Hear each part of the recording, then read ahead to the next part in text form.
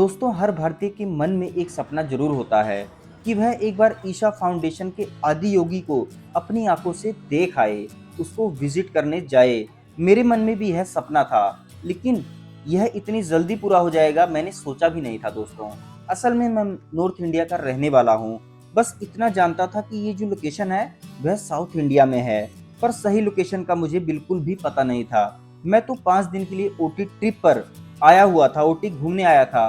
यहीं आकर मुझे पता लगा कि जो आदि योगी है वह कोयम्बटूर में है, क्योंकि ओटी जाने के लिए पहले कोयम्बटूर पहुंचना पड़ता है। फिर क्या था, 5वें दिन मैंने अपने ट्रिप के तय करा, मैं तो वहीं जाऊंगा। मैंने ओटी को कहा अलविदा और सीधा पहुंच गया ओटी बस स्टैंड। वहां से मैंने 90 रुपए की टिकट कटाई कोयम्बटूर की और मैं कोयम्बटूर रवाना हो गया। जो मेरे आसपास व्यक्ति बैठे थे उन्होंने बताया कि आपको यह जिस बस स्टैंड पर उतारेगी वहां से आपको गांधीपुरम बस स्टैंड जाना है, जिसमें मात्र 10 रुपए लगेंगे और कुछ ही दूरी पर है। तो मैं बस स्टैंड पर उतर के मैंने थोड़ा आगे जाकर वह बस मिलने वाली है, गांधीपुरम बस स्टैंड जहाँ से वह बस मिलेगी। तो 10 रुपए खर्च करके इस वक्त मैं गांधीपुरम बस स्टैंड जाने वाला हूँ। तो बस का इंतजार कर रहा था, बस भी इस वक्त आ चुकी है जो कि मुझे गांधीपुरम बस स्टैंड ले जाएगी। जो कोयम्बटूर से आदि योगी की जो दूरी है टोटल वह 30 किलोमीटर है और बस में लगते हैं पूरे 1.5 घंटे। तो ये सुनकर जैसे मैंने इस चीज़ को सुना, दिल में उत्साह की लहर दौड़ गई, क्योंकि अब ऐसा लग रहा था कि मैं मात्र अपने सपने से कुछ ही दूरी पर हूँ। तो इस वक्त यहाँ पर bus stand Gandhipuram bus stand है, यहाँ से सीधी बस मिलती है आदि योगी की ईशा फाउंडेशन।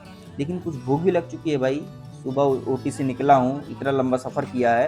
तो यहाँ पर कुछ आइटम्स मिल रहे थे गांधीपुरम बस स्टैंड पर, इसको मैंने खाना चाहा और कुछ पैक भी करा लिया कि बस मैं आराम से खाऊंगा। तो मेरा सफ़र कुछ ही देर में स्टार्ट होने वाला है दोस्तों। चलो ये आगे बढ़ते हैं।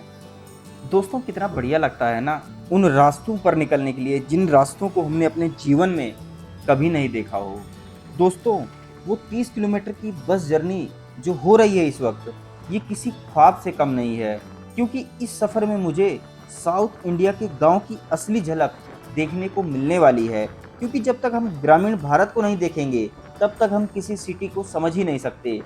बस जैसे ही बस शहर से निकली, रास्ते में छोटी छोटी दुकानें मिल रही हैं, खुला बाजार मुझे भी नज़र आ रहा है, फिर मुझे मंदिर भी गांव के नज़र आ रहे हैं। और ऐसा भी मेरे पास दोस्त बैठे थे, उन्होंने बताया कि आपको नारियल के पेड़ वाले बाग भी दिखने वाले हैं। तो मैं उसका भी वेट करने लग गया हूँ। रास्ते के किनारे लोग अपने मुझे खेतों में काम करते हुए भी नज़र आए, काफ़ी बच्चे खेलते हुए भी नज़र आ रहे थे। और फिर दूर दूर तक फैली थी हरी भरी पहाड़ियाँ जो आपको दिख भी रही होंगी। फिर से एक गांव आ चुका है।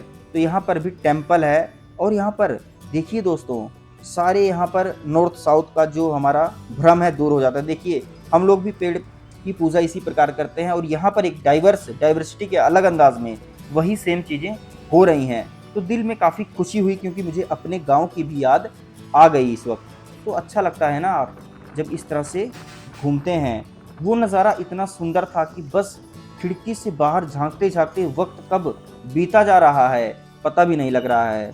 ऐसा लग रहा है कि ये सफ़र आदि योगी तक पहुंचने का नहीं, बल्कि गांव की उस सादगी और प्रकृति की खूबसूरती को महसूस करने का भी मेरे लिए एक मौका है। हर मोड़ पर बस के झटके के साथ एक नई तस्वीर आंखों के सामने आ जा रही थी और दिल बस यही कह रहा था, यही है असली इंडिया।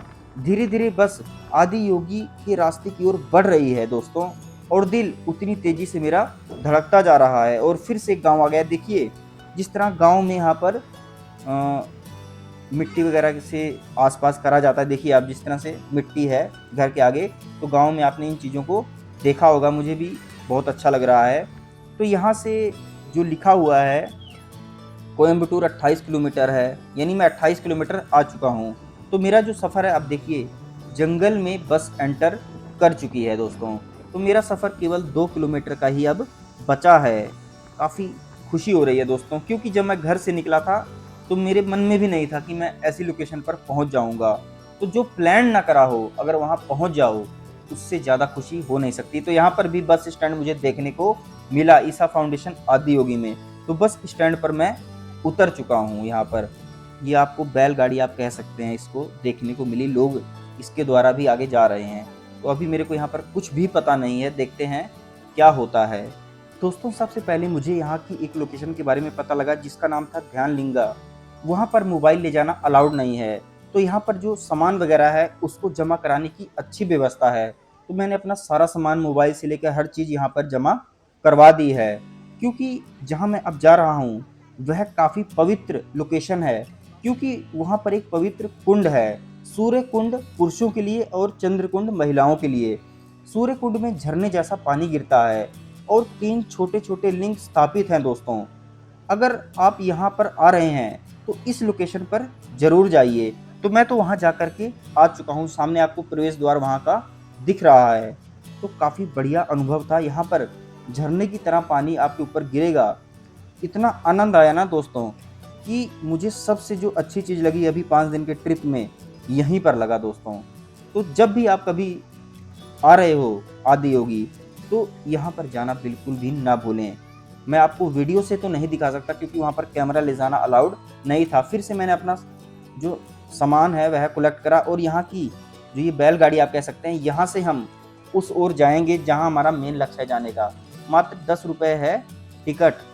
पैदल भी जा सकता था, ज़्यादा दूर नहीं है, लेकिन मैंने ये सोचा कि अगर कोई चीज़ यहाँ पर हो ही रही है तो उसका एक्सपीरियंस ले लेते हैं। आखिरकार मैं कुछ ही देर में पहुँचने वाला हूँ ईशा फाउंडेशन, जो मेन जगह है। यहाँ दोस्तों 112 फीट ऊंचा आदि योगी, मतलब भगवान शिव का भव्य और अद्भुत रूप है दोस्तों। अमेजिंग एक्सपीरियंस है दोस्तों। दोस्तों कोयम्बटूर की धरती पर स्थित है यह भव्य और अद्भुत मूर्ति आदि योगी शिव। 112 फीट ऊंची, 82 फीट चौड़ी और 147 फीट लंबी। यह पूरी तरह स्टील से बनी हुई है और इसका वजन करीब बताते हैं 500 टन है दोस्तों। गिनीज वर्ल्ड रिकॉर्ड्स में भी इसे दुनिया की सबसे बड़ी यानी सिर वाली मूर्ति के रूप में दर्जा दिया गया है। इसका डिजाइन खुद जो सतगुरु हैं उन्होंने किया था, जो ईसा फाउंडेशन के संस्थापक हैं। आदि योगी नाम का मतलब है पहला योगी। योगिक संस्कृति के अनुसार शिव को पहला योगी माना जाता है, वही जिन्होंने सबसे पहले मानव जाति को योग की विद्या दी।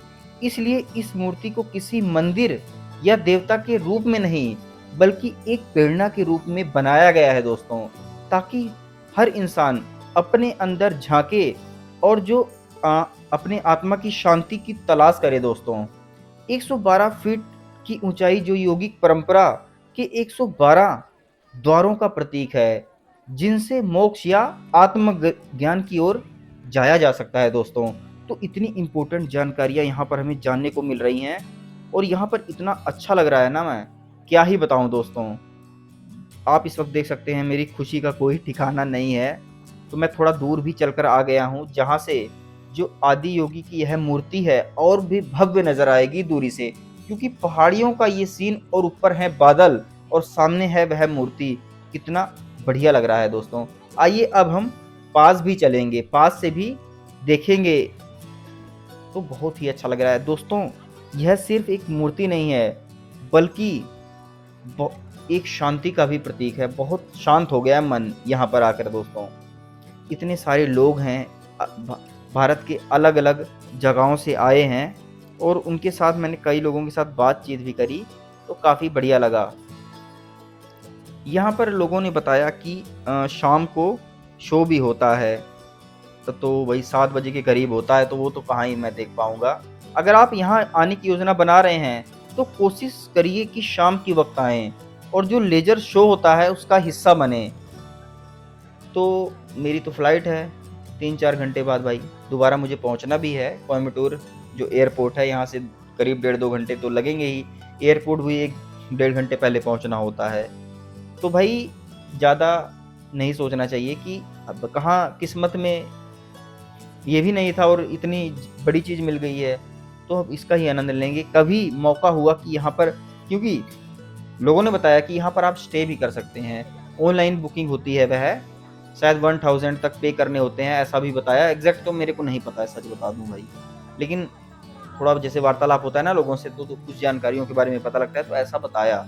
तो वो चीज़ भी हम कभी करेंगे अगर हमें यहाँ पर रुकना हुआ, रात का जो हमारा लेज़र शो होता है उसको देखना हुआ। अभी हम जितना आनंद ले सकते थे इस शांत जगह का, उतना मैंने लिया। 2 घंटे बिताए मैंने करीब-करीब यहाँ पर। अब फ्लाइट भी है शाम की, जाना भी है वापस भाई। पहले दिल्ली पहुँचना है फ्लाइट से, फिर दिल्ली से अपना चंडीगढ़ की फ्लाइट है, फिर अपना आगे की ओर भी जाना है, तो वापस भी जाना पड़ेगा दोस्तों, क्योंकि ऐसा नहीं है कि हर 10 मिनट बाद बसें हैं, बसों का भी टाइम है। उसकी भी जानकारी मैं देने का प्रयास करूँगा अगर पता लगता है। अब थोड़ा यहाँ की जो व्यूज़ है ना उसको देखिए आप। ये देखिए, हम गायें दिख रही हैं, किस तरह से यह खेत में चल रही हैं, और मैं भी ये जो आप बैलगाड़ी कह सकते हो इसमें धीरे-धीरे जा रहा हूँ।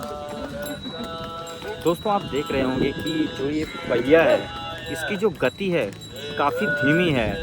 धीमी ज़रूर है, लेकिन एक शांति है, एक आनंद का अनुभव हो रहा है। क्योंकि अगर हम धूप में जाते हैं तो धूप लगती, जब हम ये धीमी गति से यहाँ जा रहा है और जो हवा हमारे मुंह पर लग रही है वह अजीब सा सुकून दे रही है। तो काफ़ी अमेजिंग एक्सपीरियंस है इस चीज़ का। तो जब भी अगर इस लोकेशन पर आप आएँ तो पैदल ना जा कर के इस एक्सपीरियंस को लें। तो दोस्तों आपने देखा ही था कि बस स्टैंड पे मैंने थोड़ा बहुत ही खाया था, तो यहाँ पर रेस्टोरेंट है काफ़ी।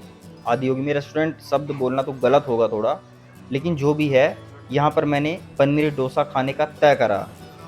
तो दोस्तों यहाँ पर आप देख सकते हैं लोगों की संख्या काफ़ी ज़्यादा है। यहाँ पर खिचड़ी है शायद, यह भी मिल रही थी, इसको भी मैंने सोचा कैमरे में कैद कर लूँ। तो हमारा जो पनीर डोसा है वह आ चुका है। जब मैंने इसको टेस्ट करा ना, मैं आपको ये दिल से बात कह रहा हूँ, जब भी कभी ईसा फाउंडेशन आए दोस्तों, जो ये पनीर डोसा है इसको ना खाए।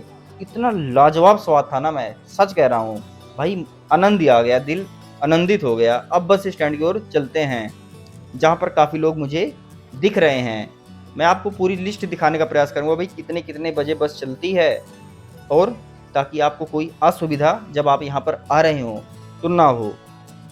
बहुत ही सस्ती टिकट है दोस्तों, अगर आप टैक्सी वगैरह से आओगे तो ज़्यादा पैसे लग जाएँगे। ये रहा सामने, देखिए यहाँ पर टाइमिंग्स लिखी हुई है बस की, देख ही सकते हैं आप, कोयम्बटूर की। तो बस भी आ चुकी है, फिर से वही ग्रामीण लाइफ देखने को मिलेगी। लेकिन मेरे को एक उड़ीसा के दोस्त मिल गए हैं, वह काफ़ी बातें बता रहे हैं, क्योंकि वह यहाँ 4-5 साल से रह रहे हैं दोस्तों। तो सफ़र में अगर कोई दोस्त मिल जाए तो बातचीत कर, ये देखिए जैसे हम लोकल चंडीगढ़ में रहते हैं तो आसपास जैसे मंदिरों में जाते हैं, तो हो सकता है ये आसपास के ही लोग हों, इस तरह से आनंद लेते हुए जा रहे हैं। ये रहा मेन गेट थोड़ा आगे जाके है, हम लोग दूसरी ओर से गए थे। तो इस चीज़ों का भी थोड़ा फिर से एक जानकारी ऐड ऑन हुई। तो काफ़ी अच्छा लग रहा है, क्योंकि मैं जब रोज़ाना बस में सफ़र करता हूँ, जहाँ मैं रहता हूँ चंडीगढ़ वगैरह, तो अमूमन ऐसे सीन नहीं दिखते। ये देखिए बाग नज़र आ रहे हैं, तो अलग-अलग यहाँ पर पेड़ देखने को मिल रहे हैं, फूल, तो काफ़ी कुछ जानने को भी इंसान को मिलता है। और जो उड़ीसा वाले दोस्त हैं वह भी काफ़ी कुछ बता रहे हैं, उड़ीसा की किसी ज़िले के बारे में वह लगातार बता रहे हैं। तो मेरा मन हो गया कि कभी मैं, अगर मेरे पास टाइम हुआ तो वहाँ भी जाऊँगा। तो कोयम्बटूर में इस वक़्त पहुँच चुका हूँ। बातचीत करते इस सफ़र का पता ही नहीं चला। मैं अपने जो उड़ीसा के दोस्त हैं, उनको भी दिखाना चाहूँगा।